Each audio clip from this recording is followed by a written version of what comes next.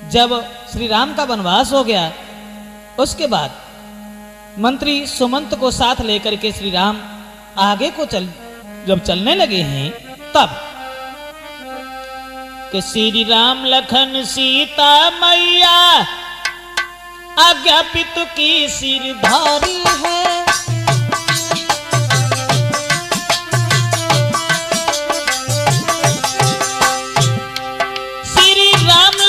सीता मैया आज्ञा पितु की सिरधारी है। तपसी बन कर तीनों प्राणी बनवास की कीनी प्यारी है।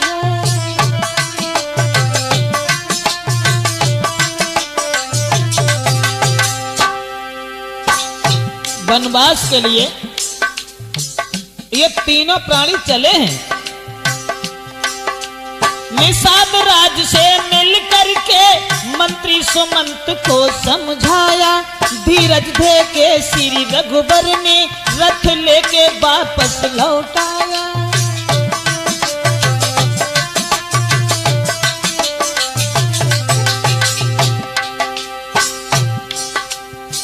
सुमंत मंत्री को वापस किया भगवान श्री राम ने और कहा कि भैया हमें तो वन में जाना है। रथ लेकर के मंत्री सुमंत जिस समय अयोध्या के लिए वापस हुए हैं, उस समय मुड़ मुड़ के देखते हुए यीशु आगे को बढ़ते जाते थे। मंत्री सुमंत रोते रोते आंखों से अश्रु बहाते थे।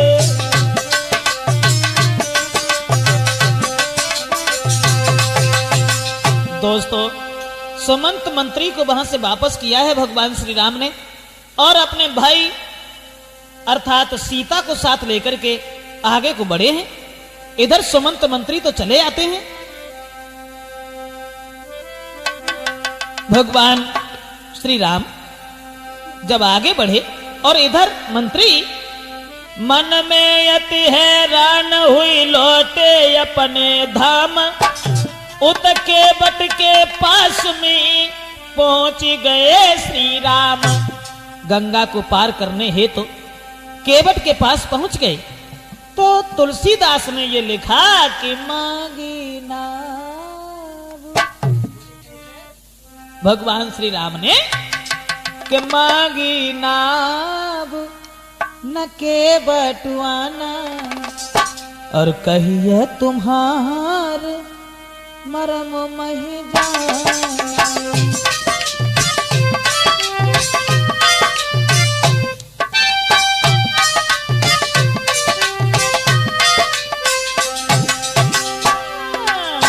चरण कमल रज चरण कमल रज कहूँ सब कही। मानुष करन मूरी कछुआ है ही।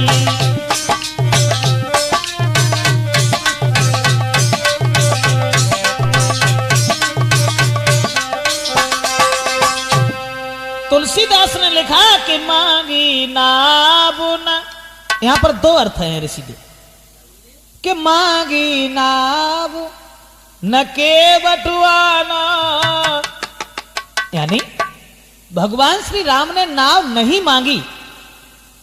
मांगी नाव न, नाव नहीं मांगी और केवट आना, केवट आ गया और कही तुम्हार मरम मही जाना, यानी नाव मांग भी नहीं पाई, उससे पहले ही केवट आ गया।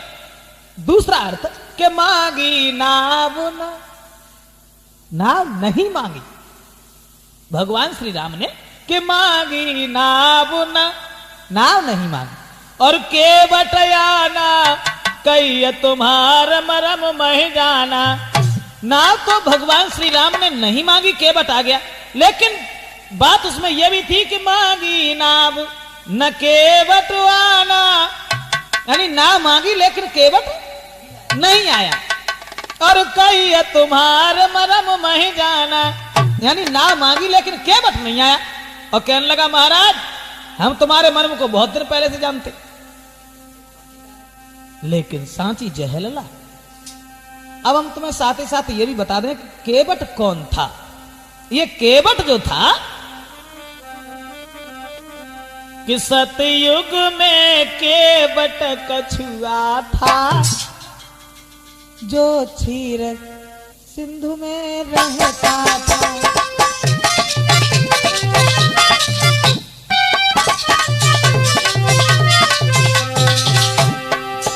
सतयुग में केवट कछुआ था, जो क्षीर सिंधु में रहता था।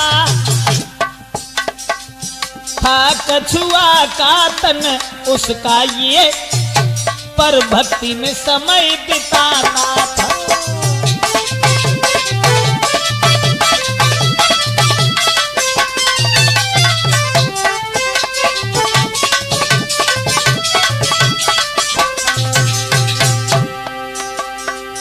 पूर्व जन्म में केवट जो था कछुआ था, कछुआ क्षीर सागर में रहता था। लेकिन एक दिन केवट के उस कछुआ के हृदय में एक भावना बनी। एक बार कछुआ दौड़ा अपने मन में धीरज धर के, चला ये सोच समझ के वो हम चरण छुएंगे श्री हरि के।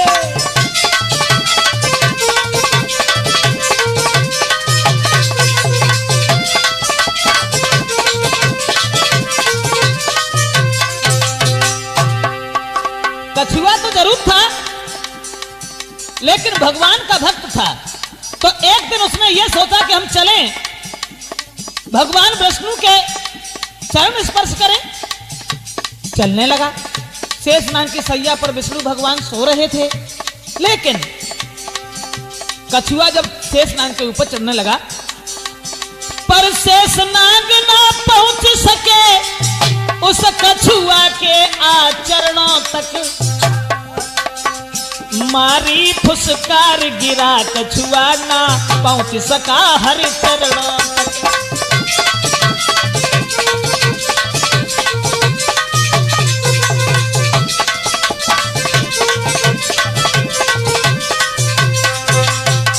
दोस्तों, कछुआ जिस समय चढ़ने लगा शेषनाग के ऊपर भगवान के पैर स्पर्श करने के लिए, लेकिन शेषनाग ने तब तक फुसकार मार दी। कछुआ नीचे गिर गया, और जब नीचे गिर गया आखिरी सांसें भरने लगा शेषनाग की फुसकार से। कछुआ मन ही मन में सोचने लगा कि मेरे मन की मन में रही, छोए ना पाए चरण श्री हरि के।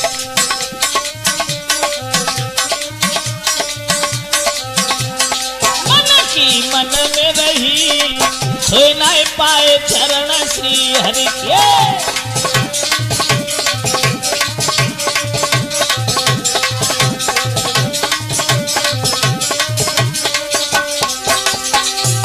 कछुआ नीचे तड़प रहा है, अपनी जिंदगी की आखिरी सांसें भर रहा है, लेकिन विष्णु भगवान ने एक वरदान दिया। हे कछुआ, तूने पैर छूने का प्रयास किया, लेकिन पैर नहीं छू पाए। कछुआ, केवट बने तू त्रेता युग में। भगवान ने बताया, केवट बने त्रेता युग माही, बन के राम आए तेरे याही। भक्ति तेरी सफल भई, छू न सके चरण श्री हरि के।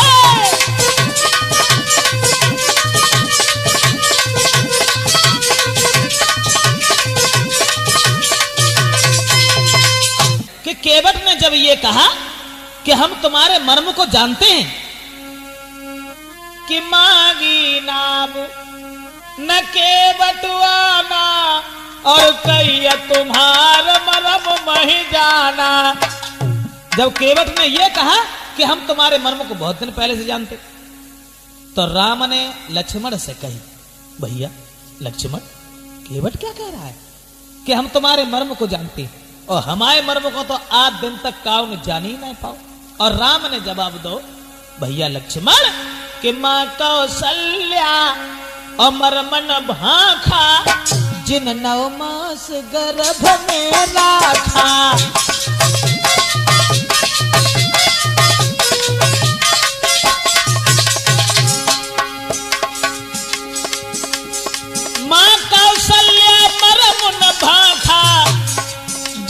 मास गर्भ में लाखा दिन 9 मास।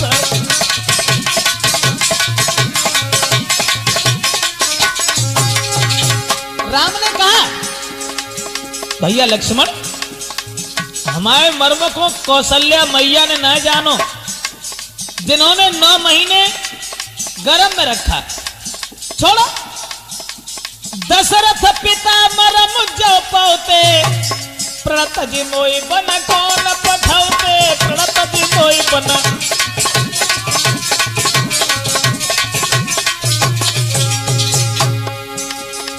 हमारे मर्म को न कौशल्या मैया ने जानो, न दशरथ पिता ने जानो, और केवट मारे भर भर ताना, कहे तुम्हारा मरम मर जाना।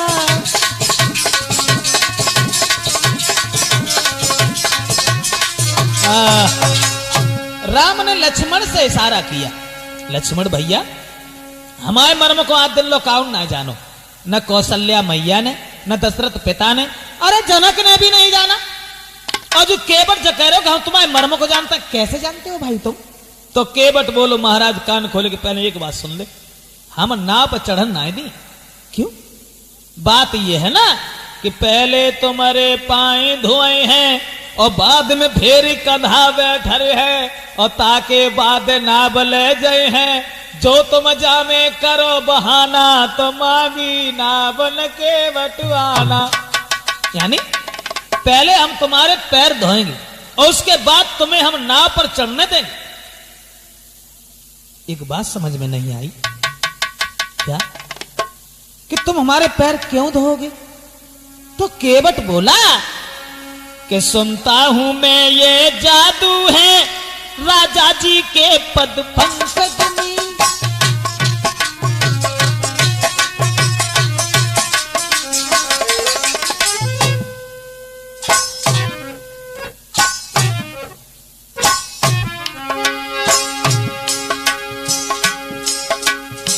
केवट ने बताया सुनता हूं मैं ये जादू है राजा जी के पद पंकज में। पत्थर में जान डालने की शक्ति है महान इन चरणों में।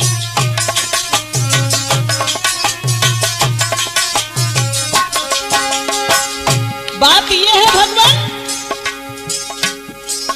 तुम्हारा चरणों की रज, तुम्हारे चरणों की धूल जिस किसी के ऊपर पड़ जाती है वो स्त्री बन जाती है, इसलिए हम पैर धोएंगे। बन गई शिला सुंदर नारी,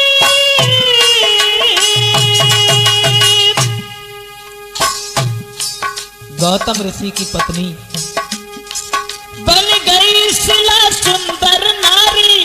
चरणों की धूल के लगते ही जड़ में चेतना आती है, उस जीवन मूर्ख लगते ही।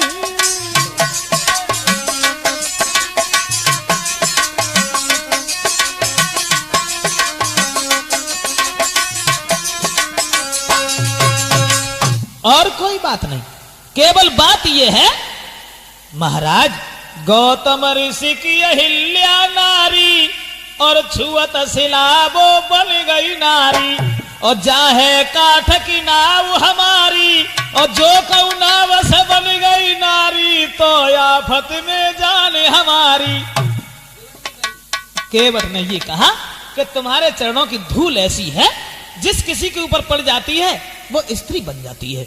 इस बात की हमें शंका है, बहुत बड़ी शंका है, इसलिए हम पैर धोएंगे जरूर, बगैर पैर धोए आपको चढ़ने नहीं देंगे। इतनी बात कह के अब केवट जो है तो उसको खोई गोलला, और केवट मन में सोचने लगो। अब राम से तो बात करे वो बंद कर दई, और केवट ने मन में सोची कि परमात्मा काजे बेई राम है, बेई विष्णु के अवतारी हैं, जो बल के द्वार पे गए हते तब तो इनने 3 कदम में तीनों लोगों को ना पिला।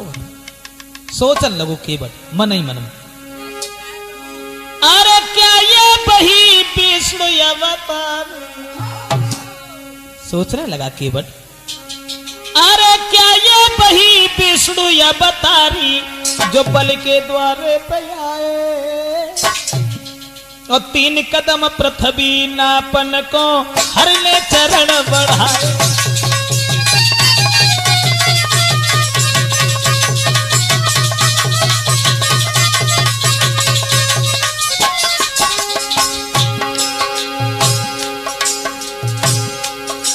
क्या ये वही भगवान है?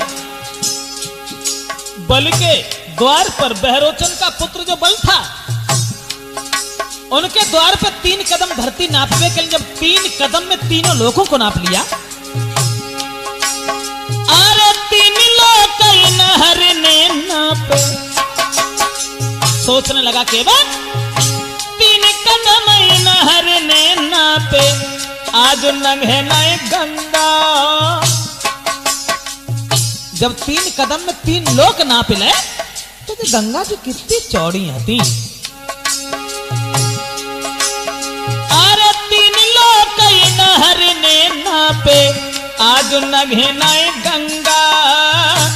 नाव के पीछे खड़े किनारे प्रथम मचाए रहे गंगा।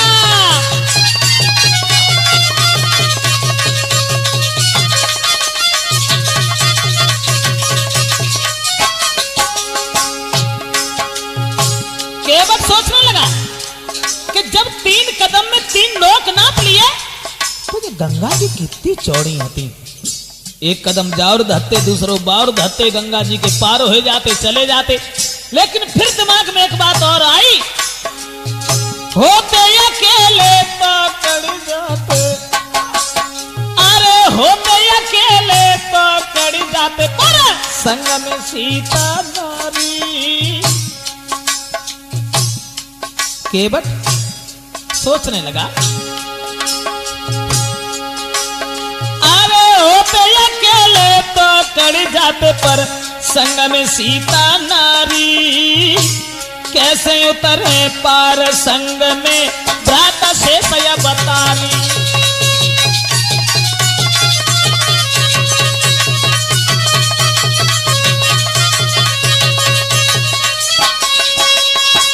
केवट विचार करने लगा, अगर ये बेई विष्णु के अवतारी हैं तो जब 3 कदम में तीनों लोक नापले तो गंगा जी कितनी चौड़ी होती। फिर जो सोची, अकेले होते तो उतरियू जाते, अब सीता जी संग में है, लक्ष्मण साथ में है। अब मुश्किल इस बात की है कि अगर सीता जी को पार उतारें तो कैसे उतारें। फिर बाने मन में एक बात और सोची केवट ने कि सीता को गोदी ले लेते। अगर जाओ के कदम बाहर धत्ते तो सीता को गोदी ले लेते, लखन लाल की भुजा गही लेते।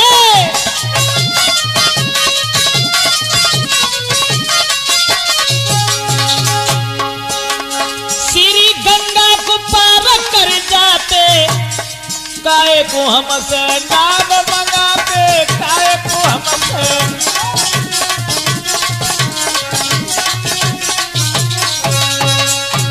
अब केवट ने मन में ही सोचा, कहा कुछ नहीं। सोचने लगा, अगर सीता जी, और मतलब यह है कमर तक अगर जल है तो वह स्त्री को नहीं जाना चाहिए क्योंकि उसका पतिव्रत धर्म नष्ट हो जाता है। इसलिए सीता को गोदी ले लेते और लक्ष्मण की कलाई पकड़ लेते, गंगा से पार हो जाते। नाव क्यों मंगवाते हमसे व्यर्थ में। फिर मन में एक बात और सोची केवट ने, अब सीता को गोदी कैसे ले लेते, लक्ष्मण की कलाई कैसे पकड़ लेते राम। क्यों? बात यह है ना कि जल से वरुण देव निहारे,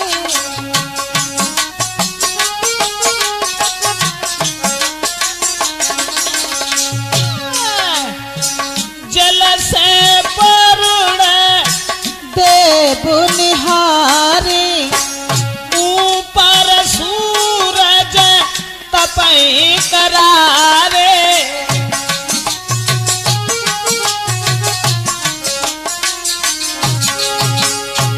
केवट सोचने लगा, नीचे जल में वरुण देवता देख रहे हैं, ऊपर सूरज देख रहा है,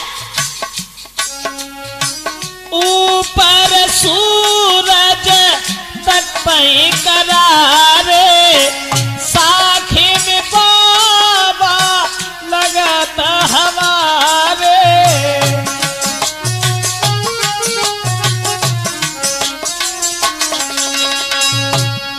सोचने लगा, अब सीता को गोदी तो ले लेते, लेकिन नीचे वरुण देवता देख रहे हैं, ऊपर सूर्य देख रहे हैं, भला ऐसे में लाज कौन त्याग देगा, कौन अपनी अर्धांगिनी को गोद लेगा, इसलिए ये हमसे नाव मंगवा रहे।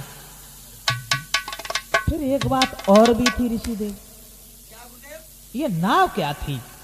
नाव का भी उद्धार होना था। नाव क्या थी? केवट तो कछुआ था पूर्व जन्म में, और नाव क्या थी? केवट को पता था कि ये नाव जो है ये चित्रकेतु नाम के गंधर्व की है। उसमें बात ये थी, केवट ने सोचा कि जतरिबे को है नाव जो कि चित्रकेतु गंधर्व की है, तरिबे को है नाव।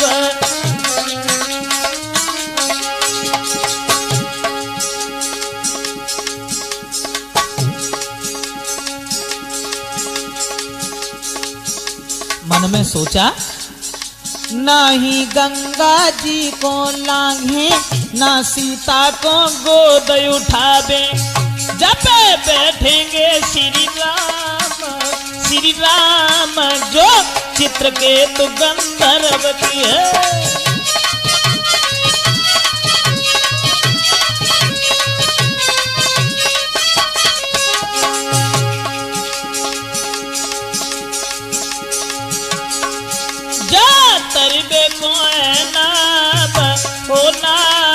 जो चित्रकेतु गंधर्व की है।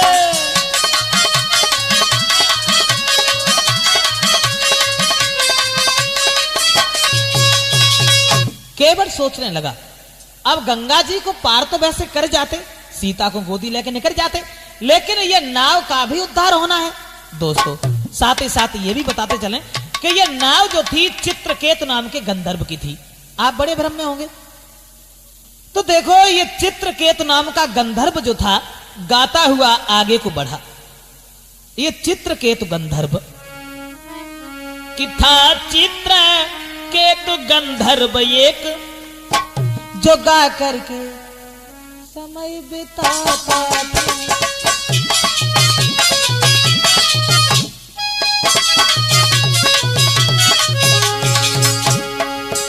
ये कहानी है ये त्रेता की जो सबकी प्रशंसा गाता था।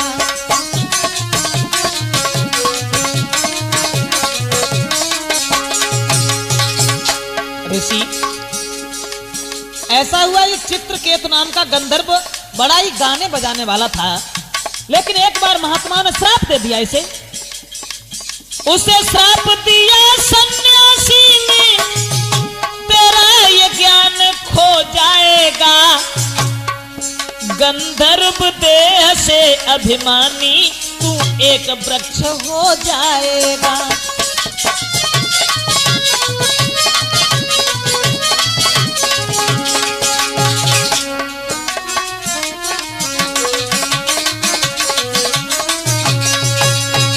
किसी कारणवश महात्मा ने श्राप दे दिया और ये कहा कि चित्रकेतु तुझे अपने ऊपर अभिमान है, घमंड है, मैं तुझे श्राप देता हूं कि तू वृक्ष बन जाएगा।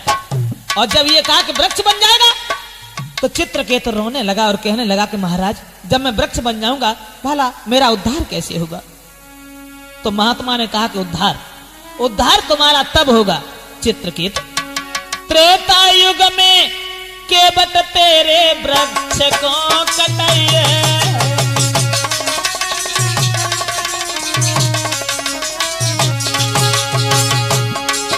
अरे त्रेता युग में केवट तेरे वृक्ष को कटाई है और चित्रकेतु वो केवट बाकी नाबू बनवाई है।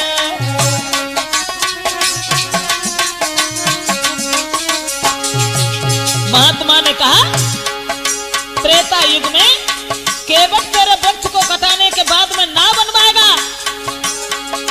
महाराज चढ़ेंगे सीता संग करतार, उसी समय उनके चरणों से होई तेरो उद्धार। बीरन वही पुरानी बात केवट के समझ में आई गई है, भैया वही पुरानी बात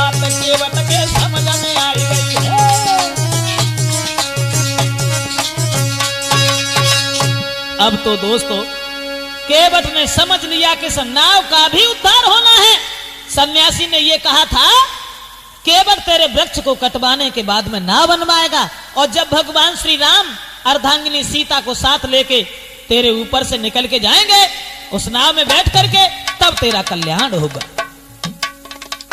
केवट जब इन बातों में खोएगो तो राम पूछने लगे, केवट कहां हो, क्या सोच रहे हो?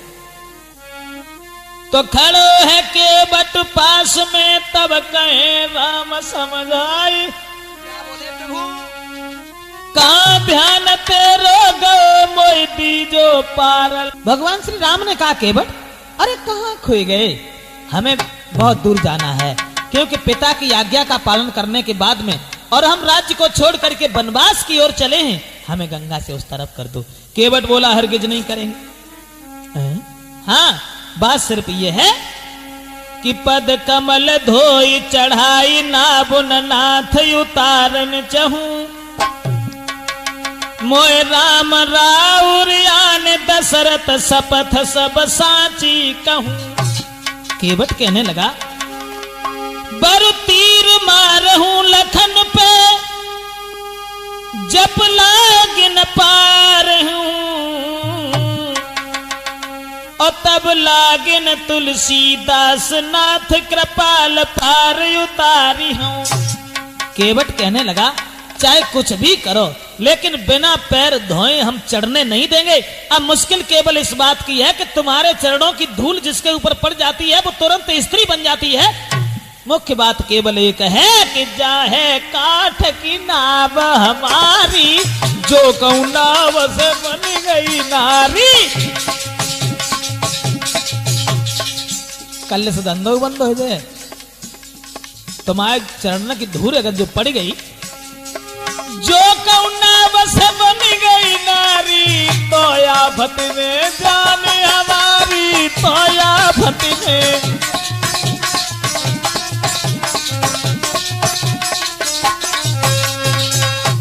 अगर पत्थर से स्त्री बन सकती है तो ये नाव कितनी देर के लिए है?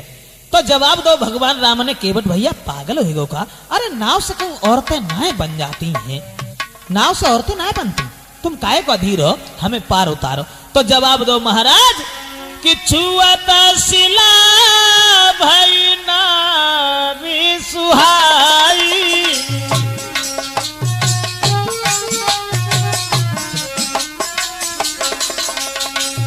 केवट कहने लगा, प्रभु छुअत शिला भई नारी सुहाई, छुअत शिला भई नारी सुहाई, छुअत शिला भई नारी सुहाई, कि छुअत शिला भई नारी सुहाई, पाहनते न काठ कठिनाई।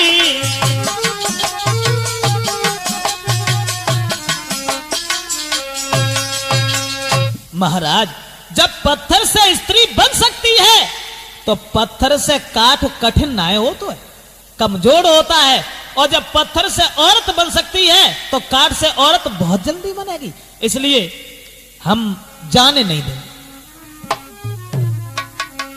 तो राम ने एक बात कही, केवट भैया देखो पहली बात तो जय कि नाव से औरतें नहीं बनती हैं, और औरत अगर बनियों गई तो भला कौन सी तकलीफ है। हाँ, अगर नाव से औरत बनी गई तो पहले नारी ये नहीं बने, और बन जाए तो क्या है रानी।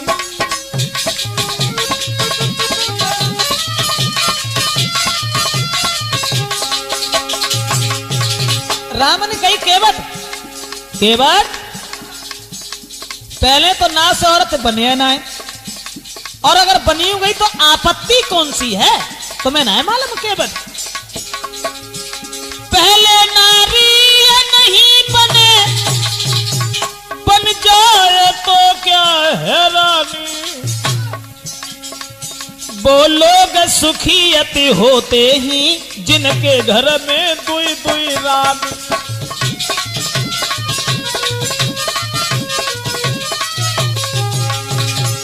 केवट वे लोग बड़े भाग्यशाली होते हैं जिनके घर में 2 औरतें होती है। राम ने कही अगर नाव से औरत बन गई तो तुम्हारी सब आपत्ति कट जाए के बट तुम्हें ना मालूम जो नाव से नारी बन भी गई तो तेरी आफत कट जाएगी। कैसी? और एक करे सेवा तेरी एक भोजन लेके आवेगी।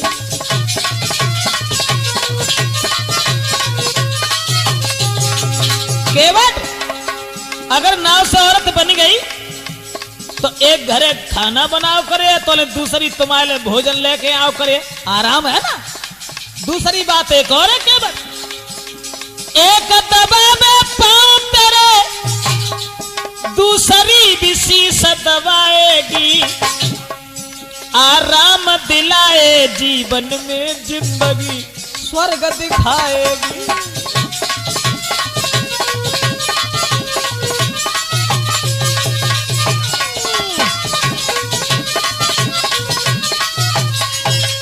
केवट पहले तो देखो नाव से स्त्री बने ना है और नाव से अगर स्त्री बन गई तो फिर सुख ही सुख है। क्योंकि घर में अगर 2 औरतें हैं एक कछू करे एक पाए दाबे तो एक सर दाबे है ना। हाँ आराम ही आराम है। तासा तुम हमें उस तरफ करो। तो केवट बोलो महाराज बुरा न लगे तो कहें कुछ बोलो। केवट ने जो कही महाराज जो बनी नाव से नारी यदि तो आपत्ति सब कट जाएगी। अब देख केवट ने जो कही कि महाराज तुम जो कह रहे कि आपत्ति कट जाए लेकिन थोड़ा ध्यान दो मेरी तरफ। जो बनी नाव से नारी यदि आपत्ति सब कट जाएगी। एक दबावे पाँव दूसरी जल के गलो दबावेगी।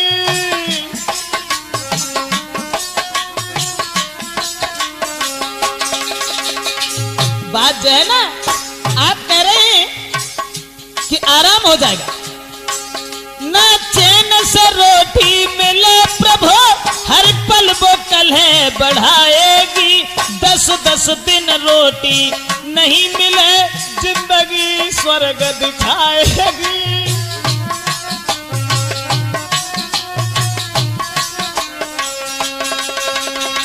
केवट ने कही महाराज तुम जो कह रहे कि 2 औरतें अगर होगी तो एक पाए दबाई है एक मूड दबाई है। लेकिन हाँ पाए एक दबाई है तो दूसरी मूड ना दबाई है गलो दबाई है। तासे 2 औरतें मानो कब हम सुख से रोटी ना मिली। राम बोले एक बात बताओ केवट 2 औरतें भाई कौन से दुखी हुई गए सो तुम ही दुखी हो जाओ।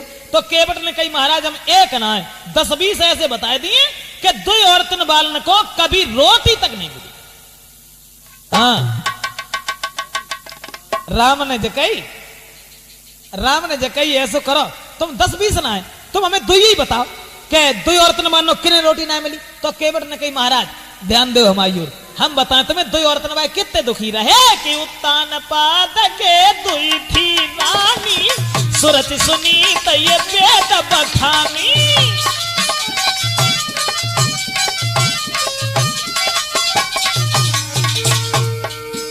ध्यान करो उत्तान पाद की ओर उत्तान पाद के 2 रानी थी।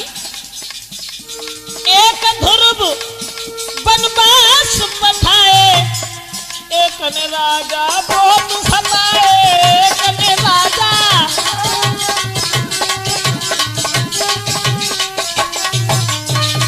महाराज उत्तान पाद के 2 रानियां थी सुना होगा उनके बारे में कबहू कल कुशल उन्हें रोटी ना मिले।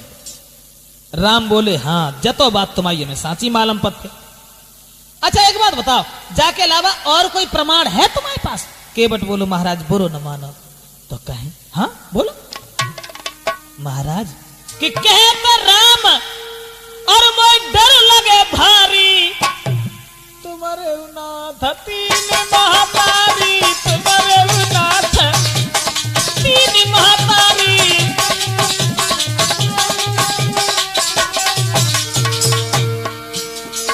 बुरा मत मानना प्रभु। कहता राम मोय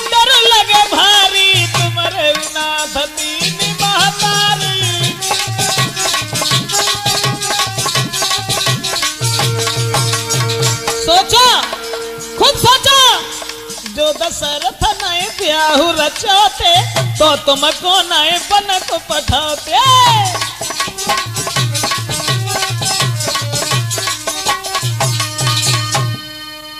और के न की कहें, तुम्हारे घर में अगर सौतिया डाह न हो तो राज्य छोड़ के तुम बन को न जाते। इतनी बात जब सुनी, सुन के बट के बचन को लखन गए खिसियाई।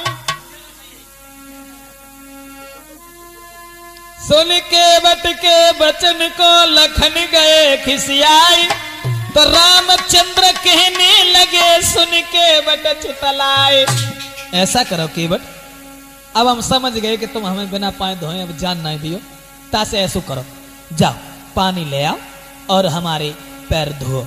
केवट कि रामचंद्र बोले मुस्काई, और सोही करो जेही तने मान भाई।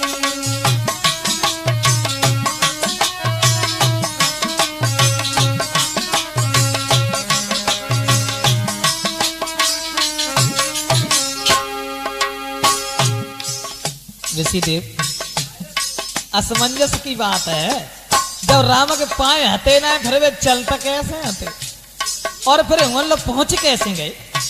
बात जाती कि राम के पैर तो थे लेकिन राम के पैर नहीं थे। कारण था ये, राम की जब शादी नहीं हुई थी उससे पहले तो पैरों की सेवा लक्ष्मण किया करते थे, और शादी हुई कि जब आई सीता जी के साथ में तो राम के पैरों की सेवा सीता जी करने पहुंच गई। लक्ष्मण ने कहा कि बस भाभी हमसे यही नहीं होगा, ये राम के चरणों की सेवा तो हम तुम्हें दे नहीं पाएंगे। विवाद बढ़ता चला गया, फैसला अदालत में पहुंच गया। कहां? गुरु वशिष्ठ के पास। और जब वशिष्ठ के पास पहुंच गया तो वशिष्ठ ने फैसला किया कि देखो, एक पैर की सेवा सीता करेंगी और दूसरे पैर की सेवा लक्ष्मण करेंगे। तो एक पैर लक्ष्मण का था, एक सीता का था, राम के पैर नहीं थे। दोस्तों अब वहीं आ जाइए, जब मजबूर हो गए तो लक्ष्मण और सीता की ओर देखा और कहा कि अगर लक्ष्मण और सीता कह दें तो पैर धो लो, लेकिन उन्होंने नहीं कहा। तब भगवान श्री राम ने रामचंद्र बोले मुस्काई, सोई करहु जेही ना बन जाई।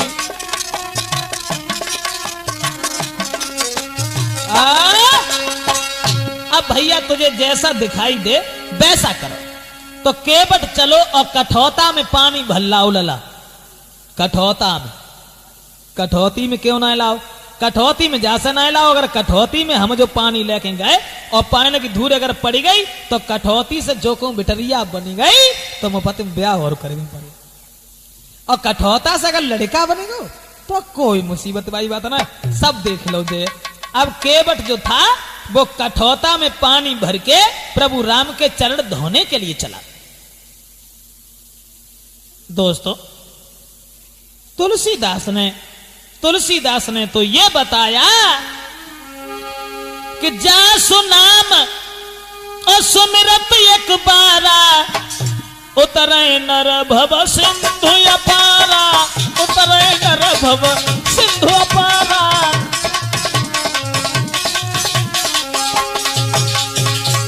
प्रभु का एक बार नाम स्मरण करने से संसार से आना जाना छूट जाता है।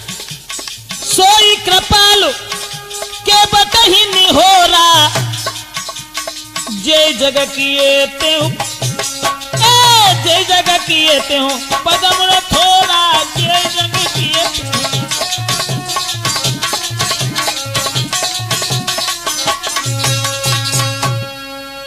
आज केवट के निहोरे कर रहे। तो केवट कठौता में पानी लाया और पानी लाए के बाद में भैया लिखा तो ये देखा कि हाजिर थे एक कठौता में गंगा और गंगा जल दोनों।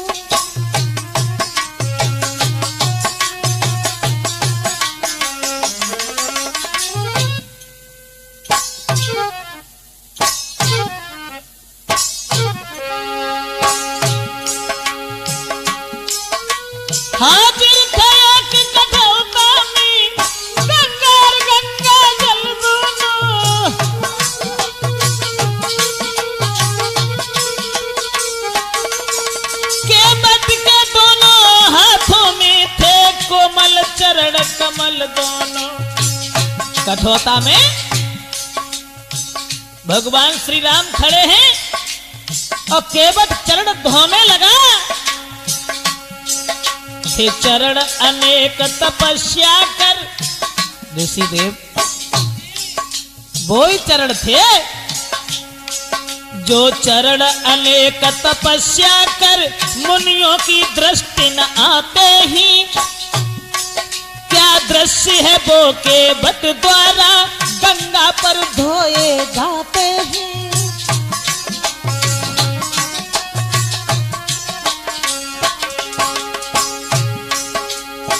हजारों साल ऋषि महात्मा भगवान का स्मरण करते हैं, लेकिन वो चरण दृष्टि में नहीं आते। सौभाग्य है उस केवट का जो भगवान श्री राम का चरण धो रहा है। ऐसा ही नहीं, राघव थे खड़े कठौता में, वह एक एक पग धोता है। इसका कुछ ध्यान नहीं उसको, अतिकाल कार्य में होता है।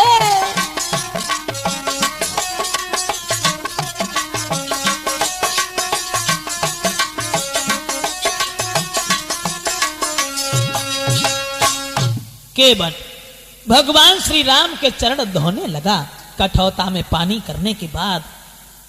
अब उसे यही ध्यान नहीं रहा कि हमें कितनी देर हो गई, कितनी देर हो गई। तो प्रभु बोले समझो जरा समय हो रहा नष्ट। केवट एक पांव हम खड़े ही इसका भी है कष्ट, इसलिए बहुत जल्दी करो, हमें वन में पहुंचना है। पिता की आज्ञा को सिरोधारण करने के बाद में हम राज्य छोड़ करके जंगल की ओर बढ़े हैं, इसलिए भैया केवट इस प्रकार जब कर चुका और नाविक निज उद्धार, तब तीनों को नाव पर उसने किया सवार। चरण धोने के बाद और सब अपने परिवारी जनों को बुला करके सबने चरणामृत लिया है। केवट ने अपना उद्धार किया है।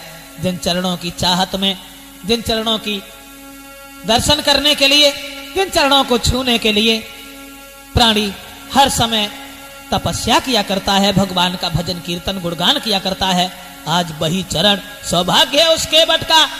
चरण धोने के बाद सबने चरणामृत लिया, उसके बाद नाव पर सवार किया भगवान श्री राम, शेषावतारी लक्ष्मण, अर्धांगिनी सीता को। और नाव पर सवार करने के बाद जब केवट चला तो धीरे धीरे कुछ गुनगुनाता हुआ, कुछ कहता हुआ कि मेरी नैया में बैठे श्री राम, मेरी नैया में बैठे श्री राम, गंगा मैया धीरे बहा।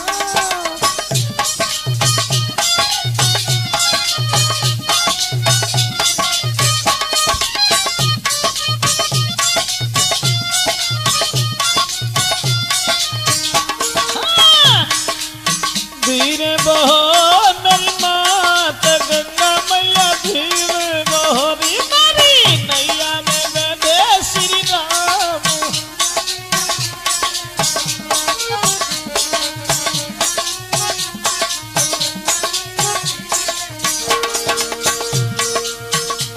नाव पर बैठाल करके केवट चलने लगा और कुछ सोचता हुआ, कुछ गुनगुनाता गाता हुआ। क्या गाता हुआ? सोच रहा है आज बड़े सौभाग्य हमारे, आज बड़े सौभाग्य हमारे,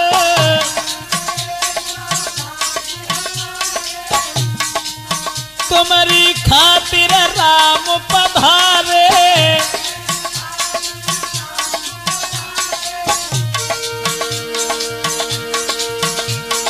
मेरे सिद्धि भय सब काम, गंगा मैया धीरे बहो दी मेरी नैया में।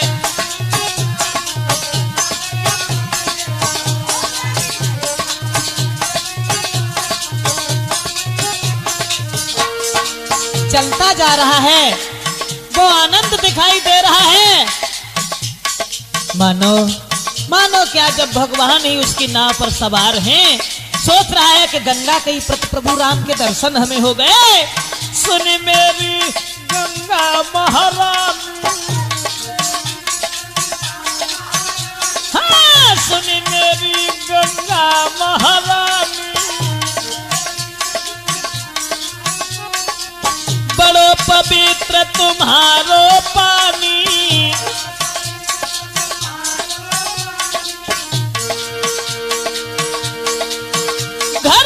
बैठे आई गए राम, गंगा मैया धीरे मोहदी मारी नैया में।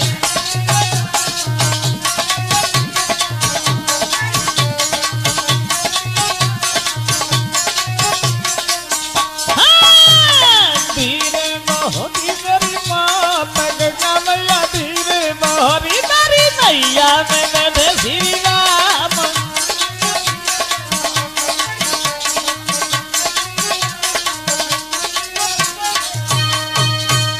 केवट तो कहता हुआ चल रहा था, लेकिन उसी समय अब गंगा ने भी दर्शन करने चाहे प्रभु राम के, तो कि जी भर कर दर्शन करने को प्रभु राम के, और जी भर कर दर्शन करने को धारा ठहराई गंगा ने।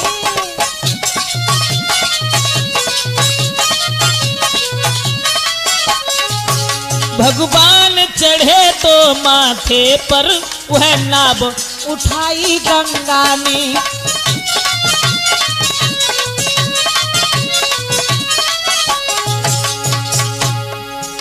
लेकिन लला ऋषि वो नाव, आहा नाव की क्या किस्मत थी, चलती थी राजबधू सी वो नाव, चलती थी राजबधू सी वह, बिछ रहा बिछोना जल का है, प्रभु बन भर का भार, मगर वह भार कमल से हल्का है।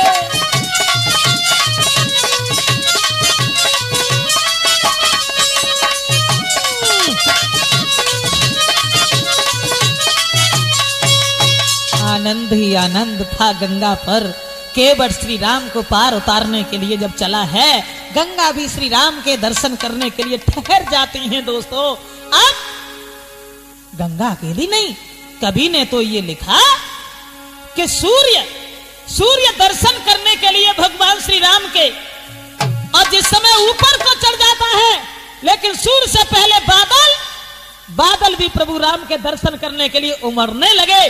तब सूर्य ने बादलों से कहा कि सूर्य ने कहा बादलों से, ये छवि हमको भी न रखने दो।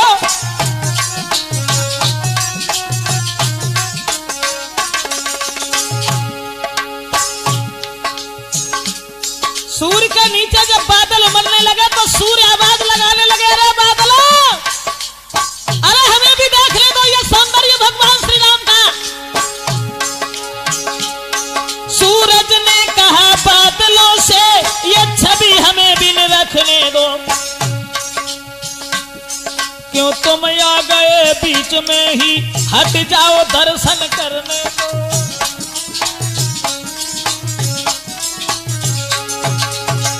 सूरज ने कहा बादलों से, अरे बादलों इधर उधर हट जाओ, देख ले दो भगवान श्री राम को।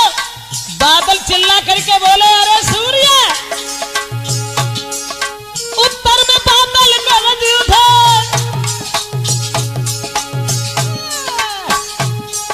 उत्तर में बादल गरज उठे, मत भको कौन चोटों की रहे।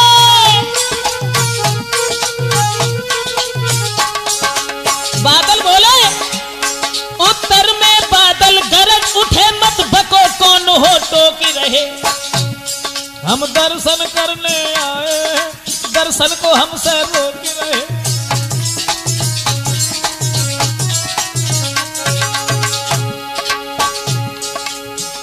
सूर्य में और बादलों में कलह शुरू हो गई। सूर्य कहने लगा बादल हट जाओ, देख ले दो श्री राम को। बादल कहने लगे हम बहुत दूर से आए हैं राम के दर्शन करने के लिए। दोनों में रार बढ़ गई ऋषिदेव, और जब रार बढ़ गई रार तब हवा चली। कहा बढ़ गई रार तब हवा चली, दोनों का बीच बिचाव किया। थोड़ा थोड़ा मौका देकर दोनों का पूरा चाव किया। थोड़ा थोड़ा मौका देकर दोनों का पूरा चाव किया। अब तो दोस्तों केवट जो था बड़ा ही खुश है। उधर चतुर मल्लाह की पूरी भई मल्लाह, और जा पहुंची नौका उधर गंगा जी के पार। नाव जब गंगा जी के पार पहुंची है तो केवट ने दोनों हाथ जोड़ करके विदा मांगी और कहा कि महाराज अब हमें आज्ञा दीजिए, हम चल रहे हैं। तो केवट को जाते हुए देख करके अब राम के हृदय में एक भावना बनी कि केवट को हम उतराई में क्या दें, मेरे पास तो कुछ है ही नहीं, वन की ओर जा रहे हैं। उसी समय पियही की सिया जानन हारी,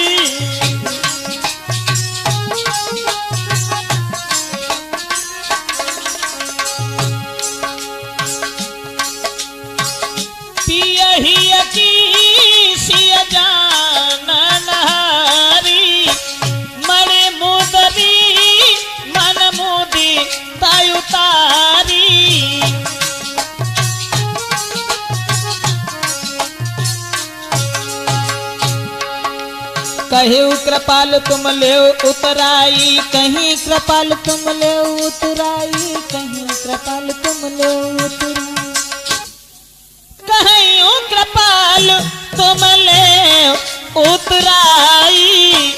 के भक्त चरण गहे आकुलाई,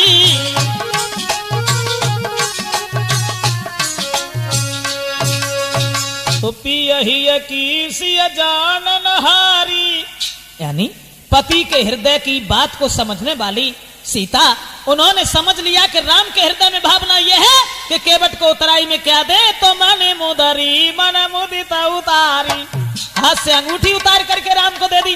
राम ने केवट को दी और कहा कि भैया अपनी उतराई ले ले। तो केवट कहने लगा प्रभु माफ करना, मल्लाह से कब हम उतराई ना ले, हम कैसे उतराई ले ले। तो लक्ष्मण सोचने लगे जे कौन सी गंगा जी पे या नदी पे नाव चलाते हैं मल्लाह है। तो केवट ने कहा शंका न करो लक्ष्मण, हमने तो गंगा जी से पार किया इन्हें, लेकिन ये प्राणी को भवसागर से पार करते हैं। प्रभु जब हम तुम्हारे दरबार में आ जाएं तो हमसे उतराई मत लेना, हमें पार लगा देना, और अगर उतराई देनी है तो अभी नहीं, 14 साल के बाद जब वनवास से घर की ओर जाओ तब आपकी जो मर्जी हो वो देके चले जाना। अब केवट ने दोबारा फिर बुलाने का इंतजाम कर लिया। इस तरह से दोस्तों भगवान श्री राम केवट का उद्धार करने के बाद में अर्धांगिनी सीता लक्ष्मण को लेकर के चित्रकूट की ओर बढ़ते हैं। क्षमा करें, राजपूत कैसेट में यह प्रोग्राम जो हमने आप तक पहुंचाया केवट संवाद के नाम से, आशा है आगे रामायण के प्रोग्राम हम और भी आप तक पहुंचाएंगे राजपूत कैसेट में कि सीताराम सीताराम सीताराम।